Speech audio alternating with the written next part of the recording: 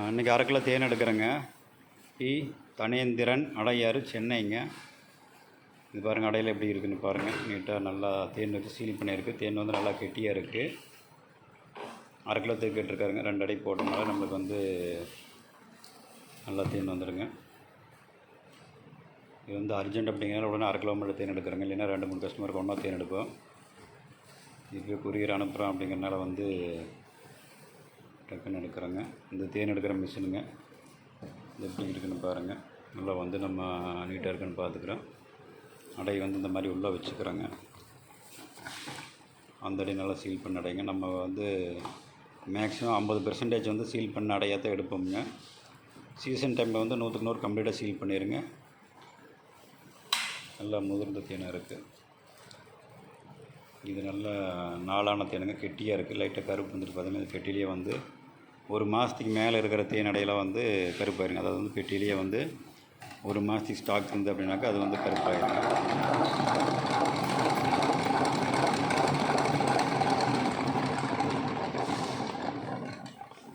ஒரு டைம் சுற்றிட்டு மறுபடியும் அடையை எடுத்து திருப்பி போட்டு சுற்றணும்.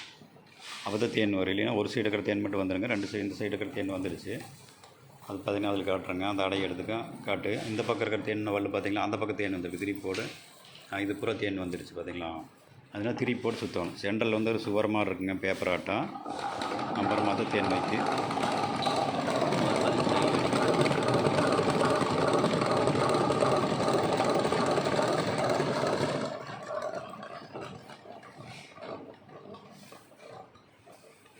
இது ஊற்றிங்க அடிச்சுங்க அளவாக இருக்குது. அரை கிலோ தேன் அடையை எடுத்துட்டிங்கன்னா ஊற்றுறக்கு சௌகரியமாக இருக்குது. அடையை வந்து மேலே எடுத்துக்கங்க. எடுத்து அந்த பேசனில் வச்சுரு. இது பார்த்திங்கன்னா அடையில் இருக்கிற தேனில் கம்ப்ளீட்டாக வந்துடுச்சு.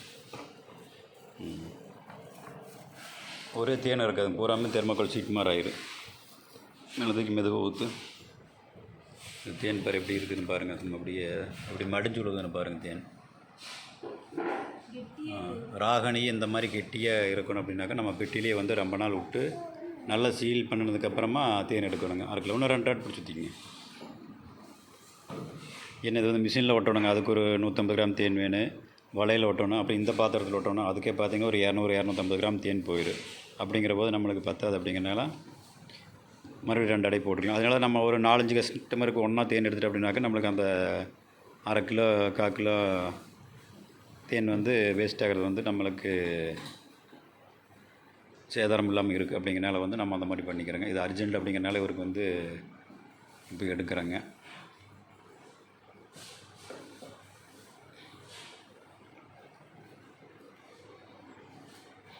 தேன் வந்து கெட்டியாக இருக்கிறதுனால பாத்திரத்தில் வந்து அதிகமாக ஒட்டிக்கி.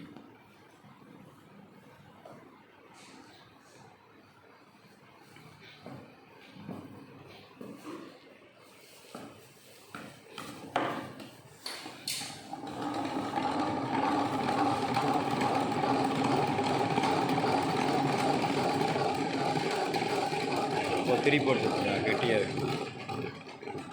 தேன் வந்து கெட்டியாக இருக்கிறதுனால வந்து ஒரு நல்ல வெயில் காலமாக இருந்ததுன்னா கொஞ்சம் கெட்டியாக இருக்குங்க. அப்புறம் கிழுவம்பூ பூ வந்ததுனாக்கா நம்ம கெட்டியாக இருக்குது. ஒவ்வொரு பூவுக்கு தகுந்த மாதிரி நம்மளுக்கு வந்து தேன் கெட்டியாக வருங்க. கொஞ்சம் சூரியகாந்தியாக இருந்ததுன்னா ரொம்ப தண்ணி மாதிரி வரும். அது வந்து குயிக்காக கிறிஸ்டல் ஆயிடும். டேம்பிள் பாட்டில் எடுத்துட்டிங்களா?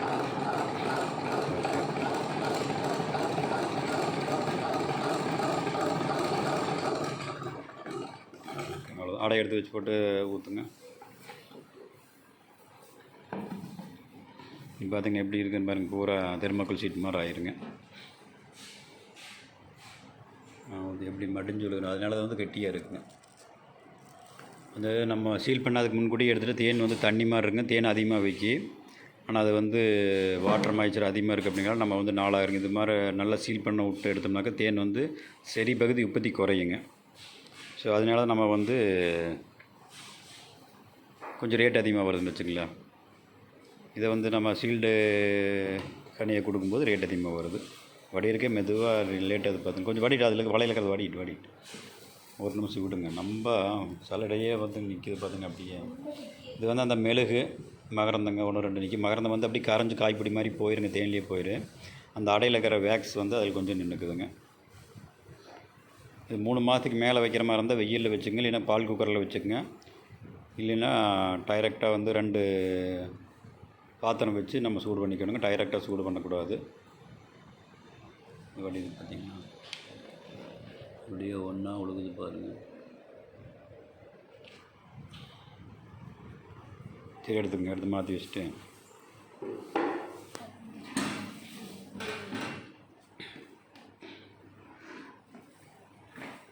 இப்படி திருப்பி வைங்க.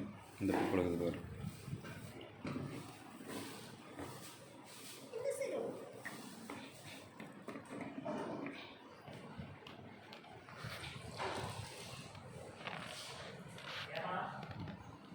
தேன் வந்து எவ்வளவு கெட்டியாக வருதுன்னு பாருங்கள்.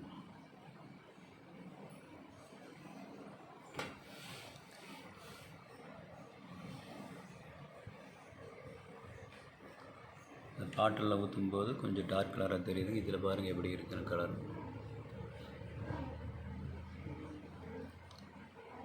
நிறைய ஊற்றிடு. நம்ம வந்து நிறைய ஊற்றினோம்னாக்கா கொஞ்சம் சேர்ந்தே வருங்க.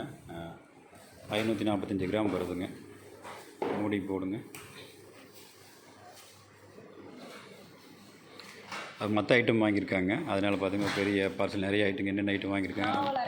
நாவல் அரை கிலோ, இந்த மாதிரி நிறைய கோம்பு கனி தேன் அடையும் வாங்கியிருக்காங்க. இது ஃபஸ்ட் டைம் வாங்குறாரா?